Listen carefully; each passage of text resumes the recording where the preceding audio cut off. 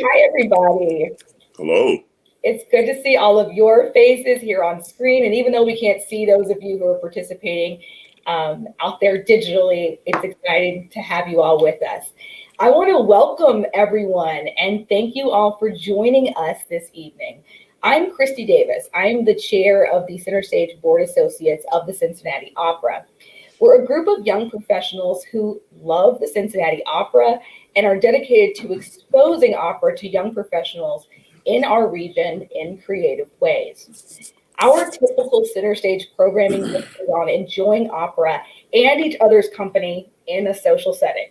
However, we are not in a typical time. 2020 and 2021, well, not typical years. During the summer of 2020, CSBA joined the opera leadership to reflect on what we all witnessed: the murder of George Floyd and the renewed efforts of the Black Lives Matter movement, leading to the largest civil rights movement since the 1960s. These events sparked many conversations within our group, which inspired us to create an opportunity to take those conversations that we were having internally around racial justice and diversity to a wider platform where people like you all could join in. The resulting DEI speaker series is meant to start a much needed dialogue in a safe space to create some common understanding about diversity, equity, and inclusion.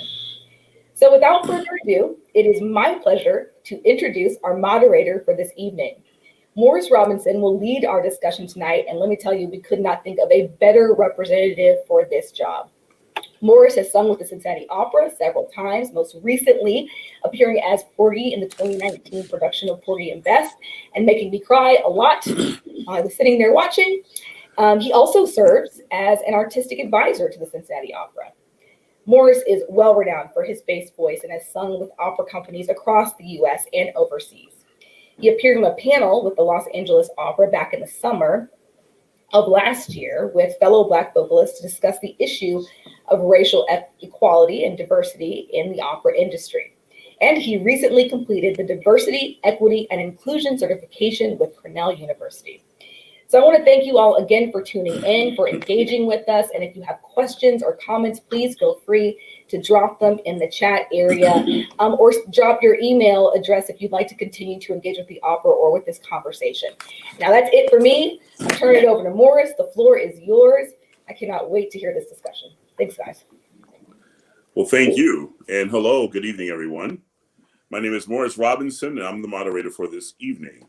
I'm excited to be here to talk about this particular topic. One of the reasons that this topic excites me so much is because after the atrocities that we experienced this summer during the pandemic, there was lots of discussion and lots of desire to do something to correct what was wrong with our country, what was wrong with our nation, what was wrong with our corporations.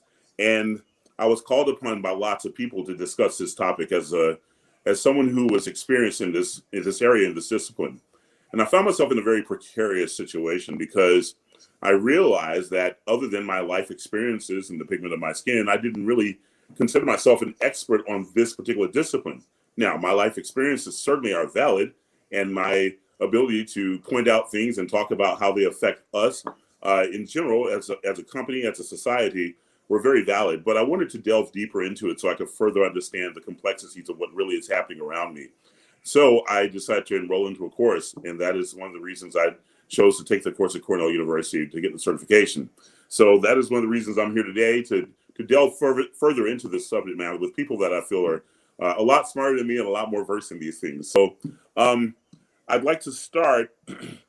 One thing that comes up a lot when discussing DEI initiatives is the fact that you cannot assume that everyone shares the same understanding of the terminology. People come from different backgrounds and have a unique set of experiences that shape their view on the topic. So in tonight's program, we want to attempt to clarify these terms and then also hear from our panelists who each bring their own unique perspectives. So I'm going to start with introducing our panelists. Allow me to introduce first, Flávia Bastos. Hi. Flávia is a member of the Cincinnati Opera Board of Trustees and is a University of Cincinnati Distinguished Research Professor. Her research and scholarship are indebted to her Brazilian roots and her experiences with the social and cultural diversity. Her research and teaching honor diverse communities and celebrate creative potential of all people. Flávia is Distinguished Fellow of the National Art Education Association, the Chairperson for the Council of Policy Studies in Art Education, and former Director of Higher Education Division of the National Art Education Association. Welcome, Flávia. We're very happy to have you here. Next, it is my pleasure to introduce Jennifer Ingram, pronouns she and hers. Jennifer is the founder and CEO of the Calibrated Lens, LLC, a boutique counseling firm with the mission of helping clients facilitate sustainable change to optimize performance, presence, and productivity. Before launching Calibrated Lens, she served as the first Vice President of Diversity and Equity and Inclusion at the United Way of Greater Cincinnati, which is the 6th largest United Way in the nation. A couple of noteworthy accomplishments during her tenure in Cincinnati included leading and planning the implementation of the first community-wide event in the tri-state area in recognition of the National Day of Racial Healing. Jennifer, welcome. Last but certainly not least, I'd like to introduce Tiffany Cooper, Director of Community Engagement and Diversity at the Cincinnati Symphony Orchestra. She has worked for over 15 years in various community engagement roles, including organizations such as Girl Scouts of Western Ohio, as well as University of Cincinnati College of Nursing and College of Business. Throughout her career, Tiffany has spearheaded initiatives related to diversity, equity, and inclusion, and is a frequent guest speaker on DEI and community engagement for community organizations and universities. Welcome, Tiffany. So let's start at the beginning. What is diversity? What is equity? What is inclusion? Often when people are asked, they come up with very similar definitions for all three terms. So I'd like to explore the differences, and between them, then we can start to talk about the differences between them, and then we can start talking about the importance of these in the arts industry. So I'll start with number one, and I'd like to direct this at Tiffany. What is diversity, equity, and inclusion? Yeah, thanks, Morris. So I'll first say that if people aren't familiar with those terms, I highly recommend that they look at a glossary. There are all kinds of glossaries out there that can give a more comprehensive definition of these terms. But I'll talk about them from the lens of how I usually describe it to colleagues as we're talking about that with diversity in the arts. So I often talk about diversity being the valuing and recognizing of those identities that differentiate individuals from one another. So we often think about it in terms of race, gender, class, sexual orientation, etc. And I like to describe it as, recognizing who is and is not in the room. And then equity, I would describe as being about fairness and justice. So addressing those systemic and structural barriers that have historically prohibited certain individuals from being invited into the room or being successful once they are in the room. And then inclusion being about creating a space where diversity is valued and respected. And so when we think about these terms in terms of, diversity in the arts, we often think about it from diversity and representation on stage, representation in our audience, or what representation looks like on our board or amongst our staff. But equity asks, those tougher questions about why do those disparities exist in the first place? And so it really kind of interrogates, what are the policies and the procedures and the decision-making? Where does the policy or the power lies that has led to the disparities that we see within our organizations? And then inclusion really focuses on when we get that diversity in our organizations, making sure that individuals actually feel like they have an opportunity to contribute and feel valued within our organizations. And so that's how I typically will describe the differentiations between those different concepts. The last thing I'll say about that is that, diversity is often talked about in this one big kind of word that kind of encapsulates everything. And I think it's important when organizations are focusing on diversity initiatives to actually name what they're trying to address. So in the terms of, what organizations have been trying to address post the murder of George Floyd, it's been about racial equity, cultural equity. And I think it's really important that we name those things and we don't just hide it behind the larger, broader term of diversity, because sometimes that it kind of makes our work feel a little shallow because we're not really focusing on what the issue is at hand. Thank you very much for that. I'm going to jump in here, and then next I'll call on Jen, and then I'll call on Flávia. If that's okay with you guys. I'm going to make mine very short and succinct. I call diversity the show that we put on that is not on stage, right? It's the optics. It's making sure that we include everyone. We check off all the boxes of a various mixture of things. I don't know if that's the only effective part of this thing, but I think that that's kind of the key term that that's what people are focusing on right now. Equity is fairness, being treated fairly, having access to opportunity, having access to advancement, and mattering in an organization. Inclusion is feeling welcome, creating a safe space where people feel welcome, feel like they're included, feel they're respected and supported. So I think all three of those things come together to create this DEI topic and discipline. So that's just my 2 cents worth. Jen, would you like to go next, please? Sure. As I like to put it, diversity is happening each day, each year. We are diversifying as a nation when we look at migration patterns from abroad, as well as the diversification of our nation just in within our country, within our communities, within our cities. We know that Cincinnati is projected to actually become a majority minority community prior to the rest of the nation. You can look at the All in Cincinnati report by the year 2040. As we think about diversity, diversity is happening. Inclusion is intentional. It's a verb. It takes action.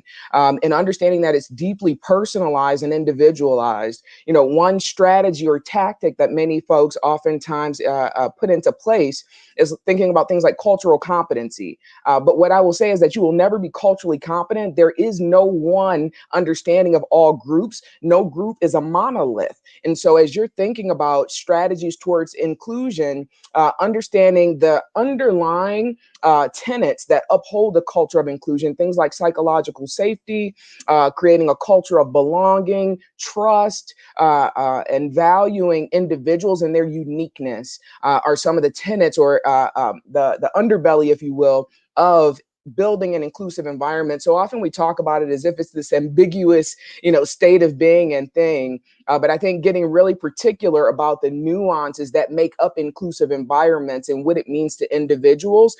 Oftentimes when we think of inclusion, it's easier to recall a time that we felt excluded versus the time that we felt included.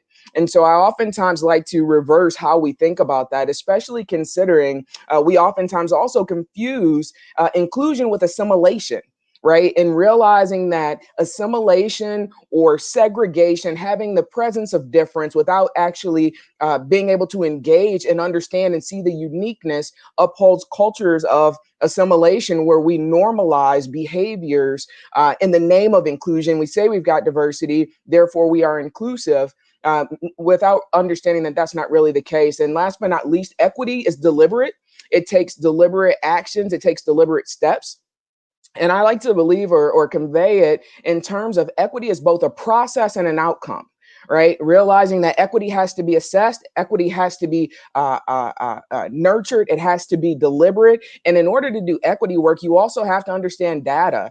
And in understanding data, equity shape shifts. You might think you're making progress in one space, but without applying that lens of equity, and we'll get into being explicit about the type of equity that we're discussing, because I also believe that it's critically important to be explicit. Are we talking about gender equity? Are we talking about racial equity? Are we talking about LGBT equity? Because each one of those approaches at equity requires you to first stratify data. And then beyond stratifying it, understand the reasons why you may have gaps or disparities as a means or foundation of being able to do equity work. Thank you very much. Flávia, may you join in, please? You have to unmute. This is like the 21st century, 2020, you are muted. I don't feel I have a lot to add to the beautiful ways in which you all defined equity, diversity, and inclusion. In my work as an art educator, I systematically ask those questions because when you think about the canon of art, the art we get to look at and think about and interact with, it tends to represent a segment of humanity. And it's not yet as inclusive as we are. If we think about who gets to talk about that art to an audience, it also seems to be skewed a certain way. So in my work, in preparing future educators, in preparing artists, equity, diversity, and inclusion are at the center of what we do, so that if art is something that is related to our shared humanity, it does need to be representative of all of us. As a Latina, the fastest growing population in the United States, as an immigrant, those issues affect me dearly because in a way, to my surprise, I found a voice in my professional field to represent these perspectives that were not represented before.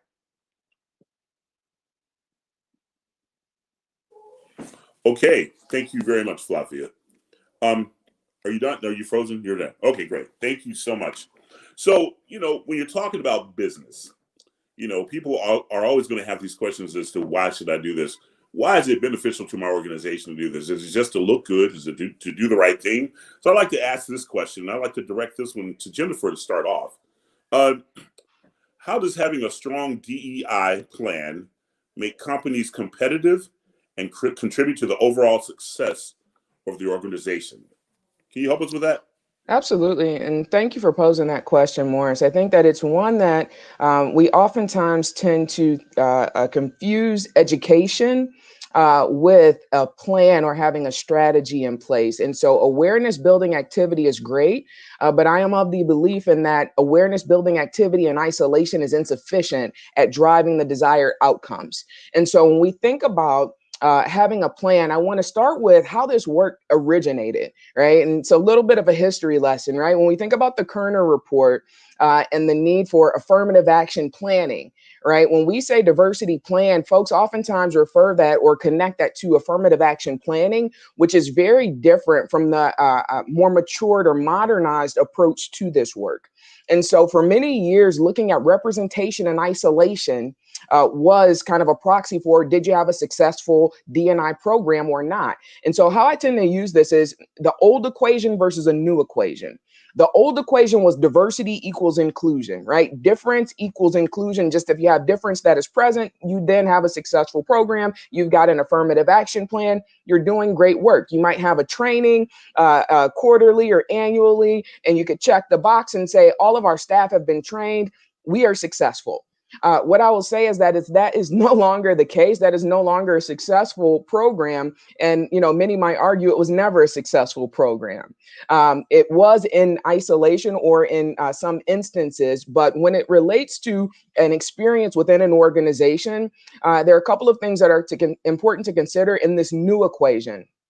If you have an equitable organization where everyone experiences inclusion and a sense of belonging that is uniquely the ability to see them with equitable access. And I think access, someone mentioned that in the chat, is such a huge contributing factor. And so I actually use the term IDEA, inclusion, diversity, access, and equity. But looking beyond that, diversity should be the outcome, not the driver. And so I want to start there. When we think about a plan, what are the components of a plan? Or I would actually challenge the term plan and more so think about it in terms of strategy. And when we think about strategy should be connected to business outcomes or goals. And so if we are transitioning our thought of this being a siloed program that sits in HR, we're checking boxes and counting heads, versus this being fully integrated into the fabric of an organization, we're now talking about a D&I strategy or equity and inclusion strategy that is an amplifier or an accelerator on everything that we're doing as a business. And when we start to think about any business strategy, think about your stakeholders. So who are your internal stakeholders? Who are your external stakeholders? And what is the value proposition for why you will do this work? And so when we think about a business case, there is no one size fits all business case. What I would say is look at your mission, your vision, and your values, and how does that connect with or align with the work that you're doing? And how might you add a lens of equity and inclusion or diversity and inclusion, however you might choose to use the language, to accelerate everything else that you're already doing as an organization. And so what does a successful strategy look like? It's integrated, it's baked in, and everyone is accountable.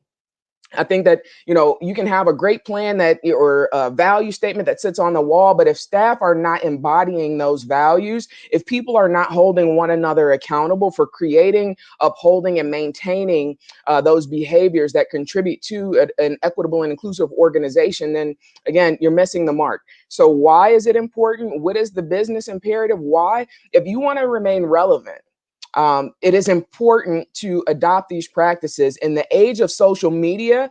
And, I will not at all talk about or go down the path of like cancel culture or anything else, but I just call out a couple names: Starbucks, right? When we look at what happened with H&M, when we think about what happened with Hallmark earlier this year or last year, right? These are instances that occurred that harmed their brand. And so when we think about why is this important, it's no longer the right thing to do or, something that is well-intentioned. It is a business imperative if you are to remain relevant and culturally maintain your stakeholders or your customer base, and you are seeking to grow your customer base. As we are diversifying as a nation, your product should also be reflective of the expectations of your consumers. And I think in the arts, it's a very unique value proposition in that if you think about both, avoiding perpetuating things like stereotypes and doing harm, I think that we've got to get out of this space of thinking it's the right thing to do, and instead realizing it's a business imperative, it's harm reduction, and it's forward thinking about how your brand will remain relevant moving forward. Thank you so much for that very deep and insightful answer to the question. I'd like to go to Flávia now with the same question. Well, I'm just checking to see if I'm not muted. In the arts, where I reside,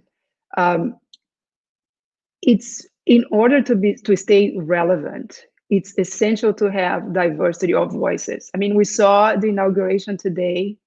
We saw Amanda Gordon saying that fantastic poem, and we were all moved by it. And she brought to it a cadence of a Baptist minister. I mean, it's an African-American woman speaking to an American audience in a way that she's only equipped and prepared to do. So as a country, as a nation, we need to be able to value all those different perspectives and to feel connected to all these different ways in which we express who we are as humans. So I think it's sort of the 21st century edge of the arts, and it's where the future lies. Thank you. Tiffany, would you like to contribute to this? Sure. Yeah, I'll just piggyback on, the term relevant, which has come up a couple of times. And I think it is a critical conversation for arts organizations, particularly those that are of the classical field that are looking down the barrel of within a decade or so, their audience is going to look very differently. So if we're not reflecting the communities in which we serve, we are looking at performing to an empty audience. And so it's critical that we have a DE&I action plan or strategy in place to help us think critically from every aspect of the organization about how we're going to reach that community.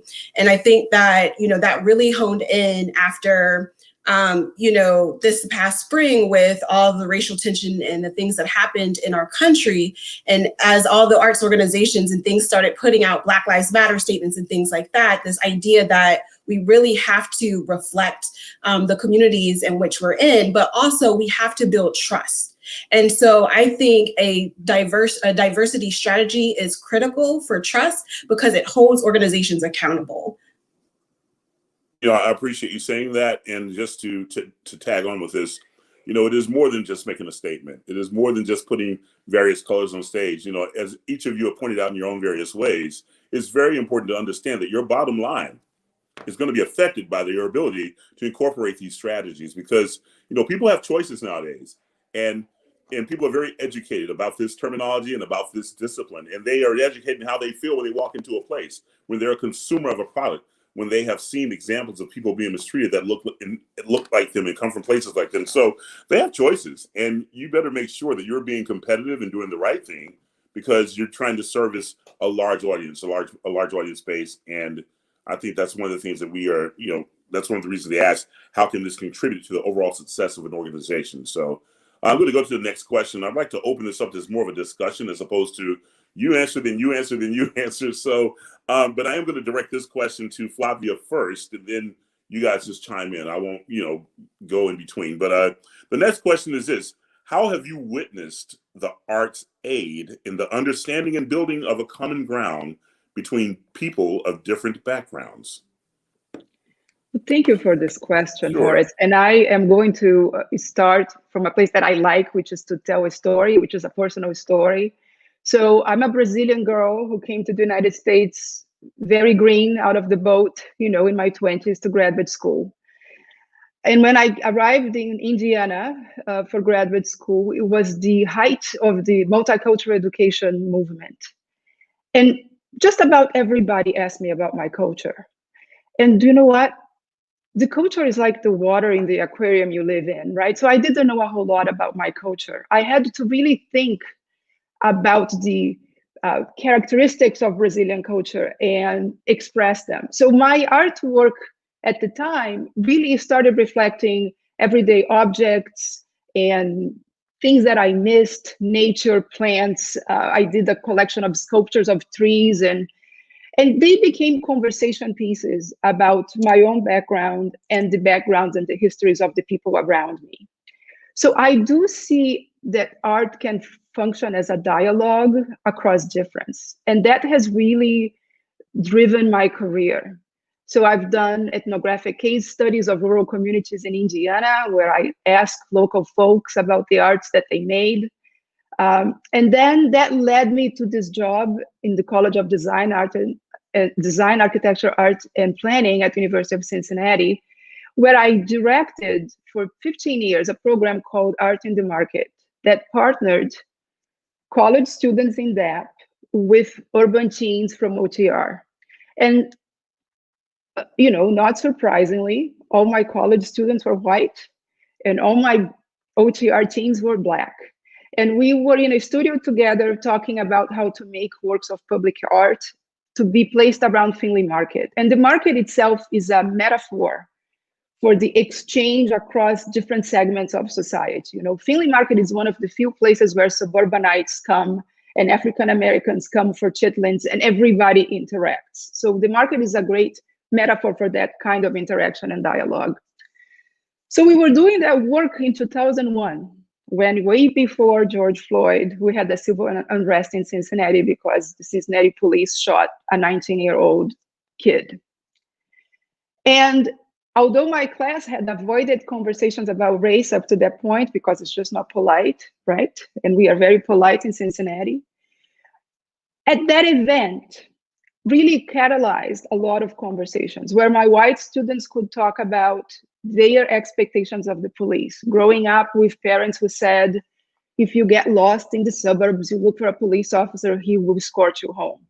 And my OTR kids said just the opposite, that they grew up with parents saying, never trust the police.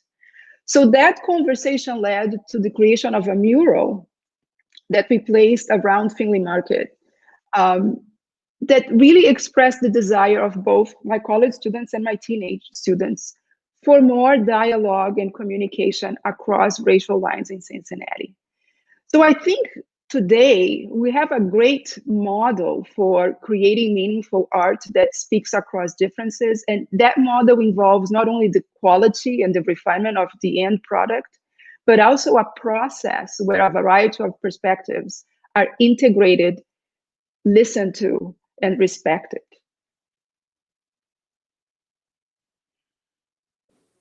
Anybody else like to jump in this?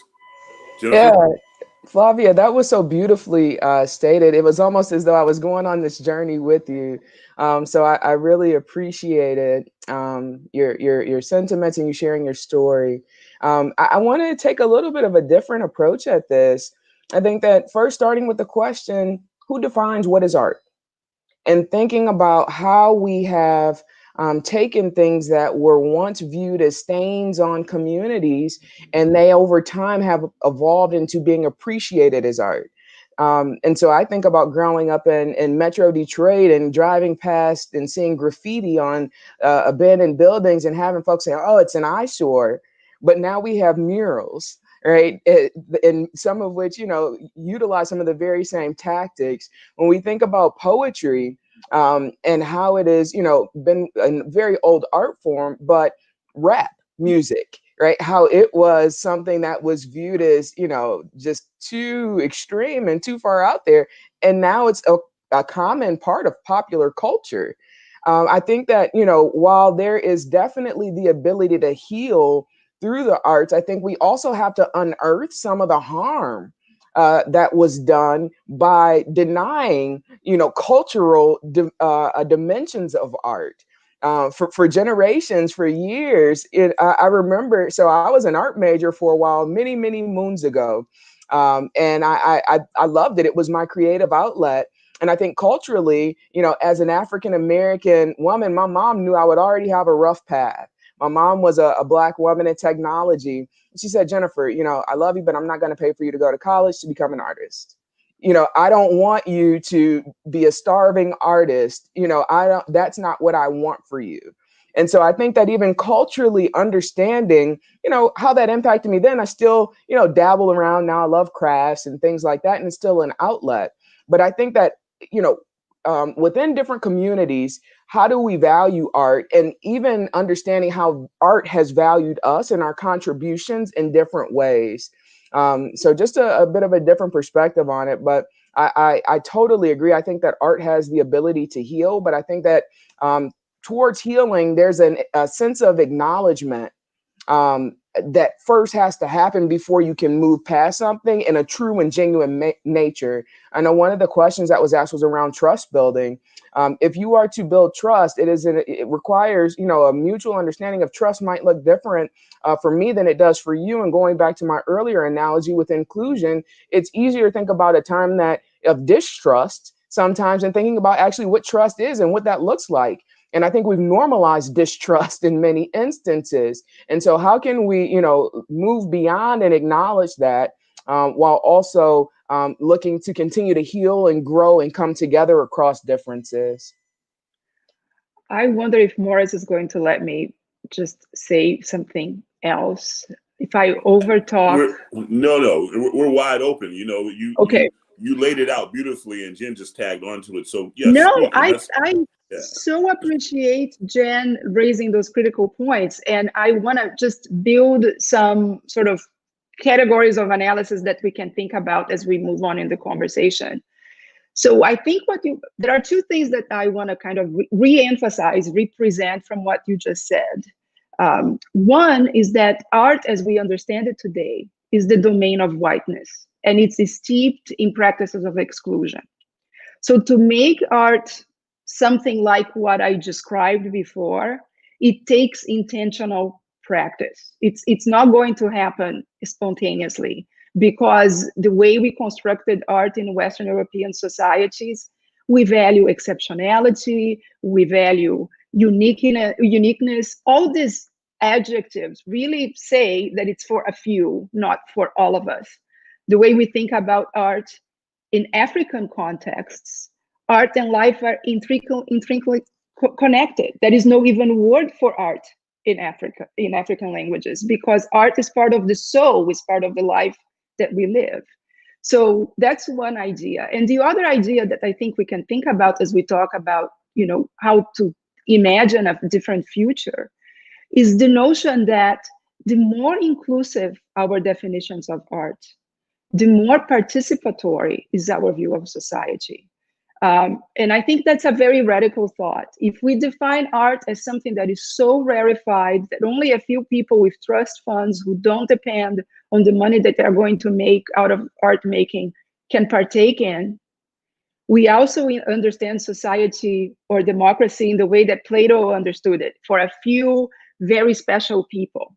But if we really want a participatory democracy where everybody's voice is valued, we need a robust understanding of art that encompasses everything. The stuff that I like, that you like, and that I don't like, and that you don't like. All of that falls into the umbrella of art. Very beautifully said. Tiffany, are you in this, or should I go to the next question? Has enough been said already, you think? I mean, I think that they really hit on it. And I kind of see both sides of what Jen and Flavia are saying. I think they both beautifully said it.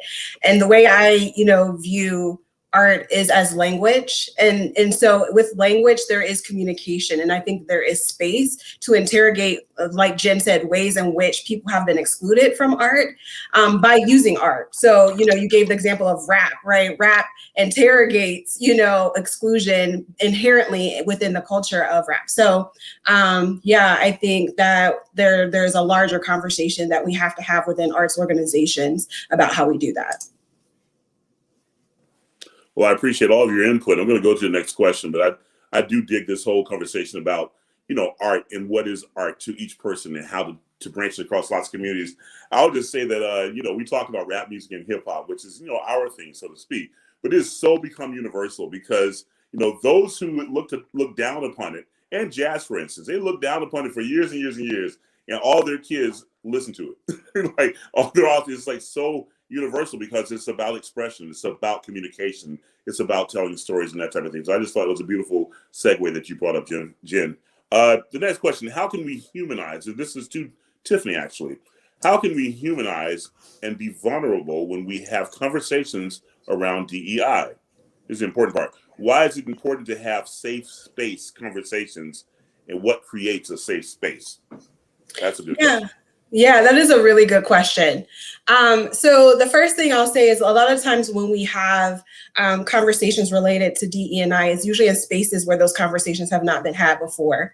And so it's really important to remember that a lot of the individuals that are participating in the conversation might be coming from different starting points. So not everyone is going to enter into the conversation as a DE&I expert.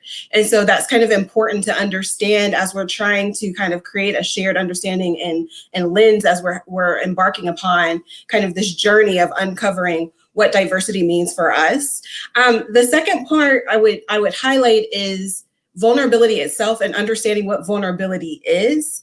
And, social researcher Brene Brown defines vulnerability as the ability or the willingness to show up and be seen in the face of uncertainty and risk. And I think that's important to understand when we're having conversations that can be sometimes tough and difficult related to diversity and inclusion. It is important that we show up with a willingness to listen, with an empathetic spirit, and an ability to be able to really hear from one another. And that's important not only from those who have been traditionally silenced and having a space to really feel comfortable to share their stories, but particularly for those that are on the side of power and privilege who have to create space to listen to those who have been traditionally silent in those moments. So I think understanding vulnerability is really key. And I think that it's really important that we have safe spaces to do that and be intentional about creating safe spaces to do that. But I want us to also, or to caution us not to equate safe spaces with comfort zone and upholding the status quo.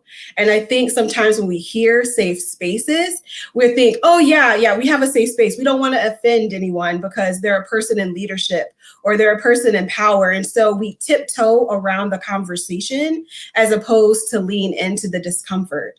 And I think it's necessary for transformation to happen that we lean into the discomfort of having conversations related to equity and inclusion. So safe space definitely is critical for these conversations. But I would just, remind, everyone that is embarking upon this journey that discomfort is part of the process. And, my entryway into the social justice realm is through theology is my background. And so I studied a lot around the intersections of social justice and faith. And we just, celebrated Martin Luther King Day on Monday. And we talked a lot about beloved community. But before the beloved community to exist, there has to be accountability. And for accountability to happen, sometimes that is an uncomfortable conversation. And so I think that we need to, keep that at the forefront of our mind as we're creating these safe spaces. I'd like to say something really quickly that, when I hear the term safe space and creating safe spaces, and you so eloquently talked about vulnerability and being able to lean into the difficult conversations, I think about people like myself. when we had this original conversation with LA Opera that went viral because Morris Robinson stuck his neck out on the line and said something like, you know what? I've never been hired by a Black person. I've never been conducted by a Black person. I've never been directed by a Black person. I've never worked for a Black person. I've never met a Black CEO. But I went there and people were like, I can't believe you went there. And sometimes I just feel like you got to take that space. You got to make it that way. And the problem with that is, and I'll speak from all of our perspectives, is at least historically, there's always a fear of retribution. There's always a fear of retaliation. There's always a fear of being labeled. There's always the fear of you've gone too far. But I always feel the theory of a closed mouth doesn't get fed is applicable here, because if you don't put it out there, if you don't have these uncomfortable moments and uncomfortable conversations, then nothing is really going to change. So it is up to the leadership of these organizations, it's up to people like us to have these types of discussions, but also opening up your mind, as you say, creating a vulnerability within yourselves to A, discuss these things, and B, have an open mind and open heart to listen to these things without retribution, without retaliatory methods. So I think that also is very important. So whoever's listening to this, think about it. You know, this isn't easy for a lot of people to come out their mouth and talk about. So I just wanted to throw that out there. Whoever wants to go next. Well, I just want to offer that, at least in the university space, in educational spaces in general, we often put the burden of educating white folks about difference on the different folks. So even in the discourse about safe spaces, you know, sometimes it's the institutional gesture of, okay, let's give them a room so that they can all have their powwow and they will go away with their complaints. And I think a part of that process is really figuring out allyships, right? Because there is a different impact if I say the canon of art is not diverse enough, right? I'm a person of color, I'm saying that. But if it's a white guy saying that alongside with me, that may have a different kind of institutional response. Is it equitable? Is it right? No, it's probably not right, but it's very real. So I think it's two things that concern me is just we put a burden on people of color to educate everybody about diversity. And at the same time, we need to be looking for white folks who are really interested in doing that work with us. I love everything that you guys have said, and I want to go back to a term that I introduced earlier, psychological safety. And that kind of alludes to what we're discussing here. If you have a psychologically safe environment, people are not afraid, or they know that if they do speak up, if they do challenge the status quo, that they will not face retaliation or backlash. And that is a culture that you have to create by not allowing retaliation or backlash to fester. And it could be as, minor as, a microaggression or those small little slights, because that is still eroding a healthy culture. Or it could be as massive as being blackballed or, seen as the troublemaker. And I think that is something else that we have to acknowledge and own. And so here I'm going to introduce another term, and I know you guys have a glossary, so I won't define it fully, but as we look at dominant culture shapes norms. Just because that is a cultural norm does not mean that it is the only way or the end all be all. And so when we start to talk about vulnerability and safety is relative, right? Safety for you is very different from safety for me. You can put 10 people in a room and say it's a safe space, but that doesn't mean that it's safe, right? And how are we all listening for and supporting one another? And this is where, moving beyond allyship to stepping in and serving as, an active accomplice, or moving beyond an active accomplice to truly realizing that this fight is not the fight of the person that has been, or the group that has been oppressed. It is all of our fight. It is impacting all of us. And so I think that until we get to a space where we're able to hear problematic things and respectfully challenge one another, and we get comfortable doing that, we will continue to have spaces that are not psychologically safe. And if they're not psychologically safe, you can't have a truly inclusive environment. I just so appreciate the conversation on vulnerability. I think that when we think about vulnerability and culturally, is it okay to be vulnerable? Right. And let me just go to a very specific example. Right. If we're thinking about vulnerability, how much more vulnerable can you be than when you go into a hospital? Right. You are putting yourself, you are ill, you are under the weather, whatever the case may be. And we know that people of color, Black people specifically, did not receive pain medications. Why? Because of this notion that we can withstand more pain and the bias that is present. And so if I'm being vulnerable and I'm going into a facility, and I realize this might be a bit of an extreme, case for this audience when talking about or thinking about the arts, but I think it's that black and white, right? It is that explicit of how safe is it truly for me to be vulnerable. Or when when young children of color come up, it's not, oh, be vulnerable, it's okay, it's no, it's not safe, right? You're tough, you can take it, keep going. Why? Because the world and dominant culture has said to us, you're tough, you can take it, keep going. And so we don't get the luxury of being vulnerable many times, largely because of the water that we swim in, and again, it not being safe. Thank you so much, all of you guys, for that. I mean, everyone's kind of on the same page and touching different parts of it. And the questions now are becoming a little bit more of covering what we've already talked about. So I want to throw one more out there. It's a question about, there are two questions.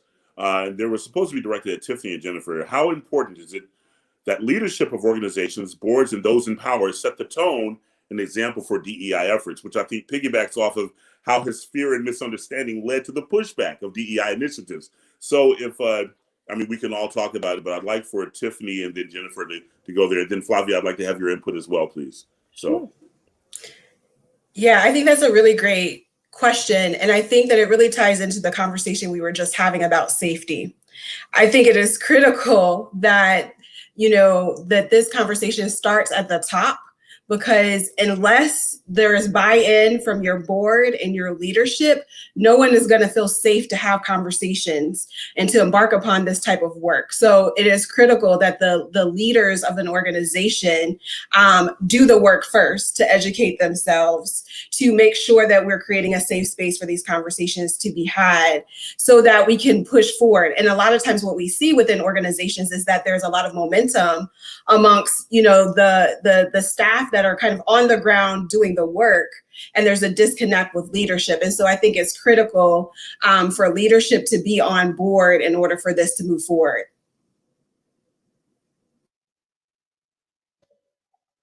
I agree. I mean, Tiffany, I think that was beautifully stated.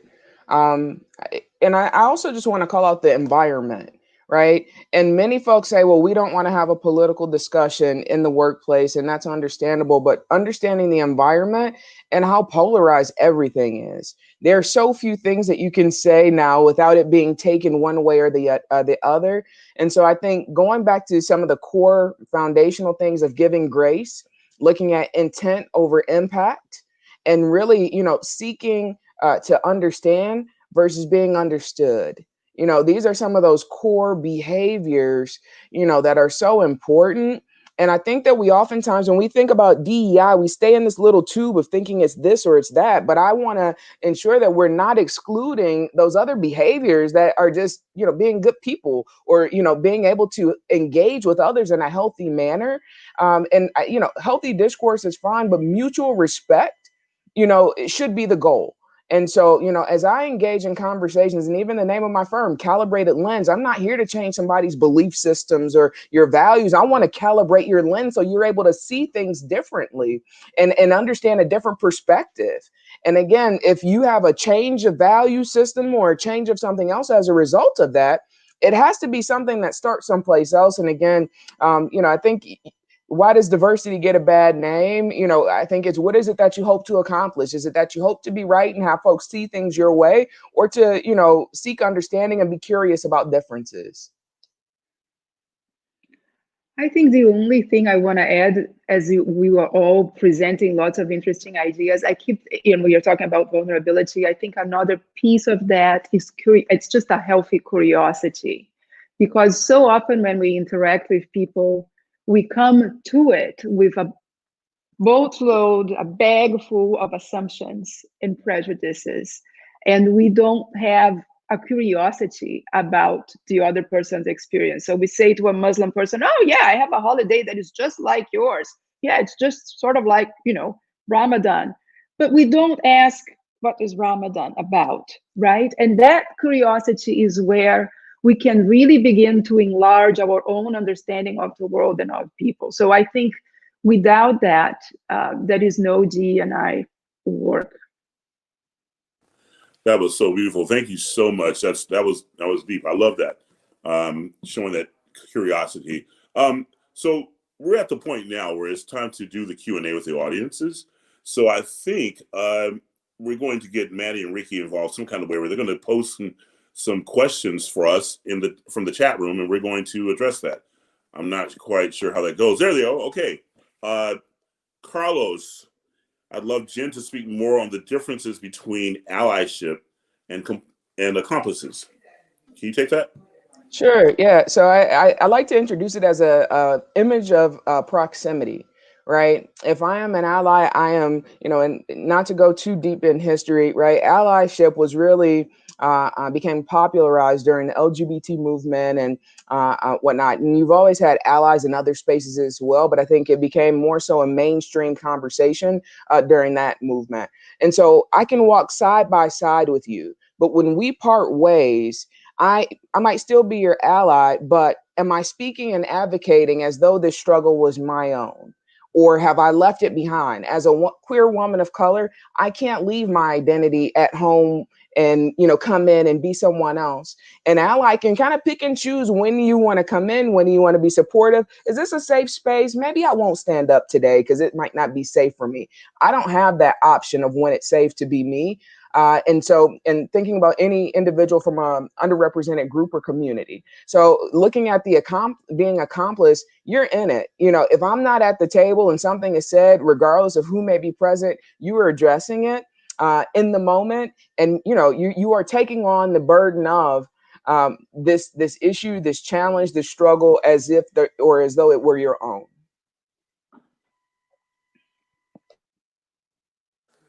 Do we have any other questions that are going to be posted? Here we go.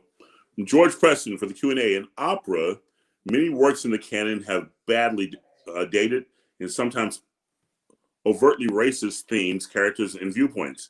How does the opera world reconcile our current ideals of diversity with these problematic operas? That's just for the Q&A. It's an open discussion, so whomever wants to take that first, go for it.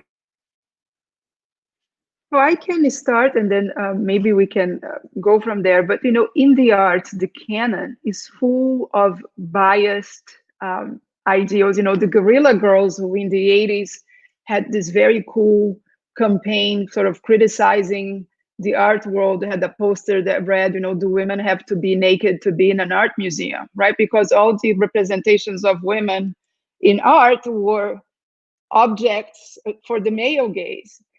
We moved past beyond that. So I think even if the traditional repertoire is full of bias because it's a product of the time and the culture in which it was constructed, we can enter in a contemporary dialogue with that content and discuss how it came to be that way and how it would be addressed differently if it was done today. I was just at the MoMA over the weekend, and for some of the artworks on display, there was one artwork of a young, sort of a preteen girl depicted by a male artist. And they actually made a comment about how that practice of sort of romanticizing young female sexuality was accepted in the 50s, in the 40s and 50s, and it's no longer accepted today. So I think that's the critical conversation that we need to have, but we can't take a historical work and present it today without taking into account the context in which it is presented.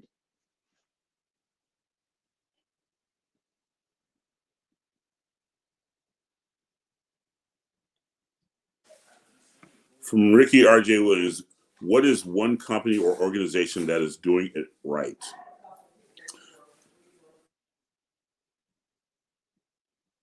I'll take this just really quickly.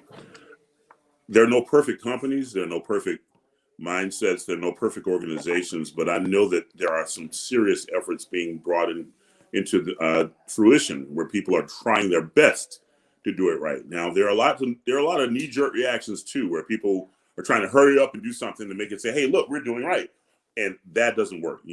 Jennifer spoke about that.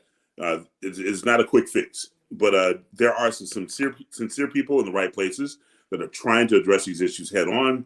And I can't tell you who's doing a perfect job at it, but I know that the companies with which I'm associated, Cincinnati Opera being one of them, is trying their best to do it the right way. And it starts from the top down. It starts from the inside out. It starts from really just changing the mindset of everybody, as you mentioned before, some of the panelists being vulnerable and open to these ideas and creating spaces that are safe so we can do things like this, so we can create a better understanding, so we can talk to people outside the opera world. Because once you get into a monotonous mindset, you don't get too many options. But, we brought people together from various disciplines to talk about how best to implement these things. So the effort is there, and you can't expect it all to turn around a whole culture within the organization or a marketplace or business model to turn around completely after seeing George Floyd get choked to death by a cop's knee. It doesn't work that fast. There are no quick fixes. There are no knee-jerk reactions that are going to fix the thing. But I do know that, at least from my experience, that there are a lot of companies that are trying their best to get it right. And if they weren't, we wouldn't be doing this because we were never doing this before. So I think it's important to notice that that's at least happening now. Anybody else? Oh, got another question. Tyler, okay. For Tiffany, how do we change the culture of classical music organizations and institutions, including the work culture of employees and musicians? We just kind of talked about that, but Tiffany, go for it. Yeah, I think that goes back to our conversation about needing it to start from leadership. I think that there is work to be done in terms of getting leadership on board related to diversity, equity, and inclusion. And I think when we start to see more buy-in, that's when you'll start to see organizations really begin to transform. And I do think, going to the prior conversation about like who's getting it right, I agree with you, Morris, that, there's no one, I can't point out to one perfect organization, but I do think that there are classical, even in the classical music world, organizations that are doing their very best to try to transform the culture. But, you're looking at an art form that is extremely old and trying to turn the ship, a completely different way. It's going to take time. And so I think it starts from the top. I think it starts with those conversations and then it kind of trickles down from there. Can I just add one other sentiment? And realizing I don't come from classical arts, but I just want to take a step back and say, many of these, art forms, that were, centuries old, what were people of other cultures doing during that time, and were they welcomed into this space? And so as we look at, relevance today, I beg to, bring up things like Hamilton. How can we put a different twist or spin? How can we cast differently, looking beyond, the race or the genders of folks that may have traditionally played in certain roles? Or when we think about it from a musical perspective, what are the barriers to entry to get into classical music, and how long must one train? What are the instruments or the different, things that you need? And what are the barriers that are in place? And so in addition to it's starting from the top of leadership, I would also say start investing in pipeline programs and getting, art utensils and instruments in the hands of young people in, communities of color, and nurture the talent, and realize that you may not see the ROI for 15 years. How long does it take to become a professionally, trained classical musician? However long that takes, add an additional 10 years on for the 200 and something years that we weren't acknowledging it. Just a different perspective. Yeah, and I think you're making. Go ahead, Morris. No, your perspective is spot on. I think filling the pipeline has been something that has been happening, but it starts at education. It starts at exposure. It starts in the high schools and the universities and the professors. And, you don't see very much diversity and inclusion and equity in those situations either. So, but then, once you fill that pipeline and feed that pipeline, then you also have, they have to have opportunities. And that happens from changing the organization from the top down and within. Also, having people at the table that are going to have your best interests of the people that have been in the pipeline at heart. So we've not had that. You had few people take chances, but it's going to take a whole mindset change of the whole structure of how things are. So yeah, and I totally agree with what you said. And I think the reason why I say it starts from the top down is it takes resources to really invest in a pipeline. And so what we have seen historically is the reason why we couldn't do pipeline kind of programs is that organizations weren't willing to put the money there to build those out. And so when you have investment and you see that it's worth the investment, that's when you begin to see some of that change. But I agree with you, and I agree. And with your perspective, Jen, about like what were Black and brown people doing all this time. They were enjoying classical music too, right? They just weren't invited, or their music wasn't being presented on stage. And so what we're seeing is a shift where orchestras and organizations are now introducing music that's been always out there. There's a whole nother canon that has been, excluded, that now we're like, oh, okay, now we want to bring this back, and we want to really highlight it. And so that's how you kind of, you begin to create more representation, is when you go back and you really find the folks that were already there. We weren't really engaging with them. Yeah. There's one question. I don't know how much time we have for more, but there's one from Mr. T.A. Powell, I believe, that says, how does mentorship/sponsorship drive DEI, especially in the arts? Well, I think it's central because, at least for those of us who are women, for example, I would never have considered a position of leadership in the arts if somebody didn't mentor me and said, you can do that. And women, when we read a job description, we think we need to meet every single requirement. So I have seen many talented women not to apply for leadership positions because, their French wasn't up to snuff. I don't know. But the idea, a man would, meet the first requirement on the list, and they think that they were born to have that leadership position. So mentorship is really important so that we learn how to interact. When I became a university professor and I looked at people who were doing really well, I asked them, how were they doing really well? How were they publishing and negotiating? Well, they were like the 4th or 5th generation academic family. So to be a first generation anything is incredibly challenging, is incredibly hard. And you need mentorship and sponsorship to be able to do that.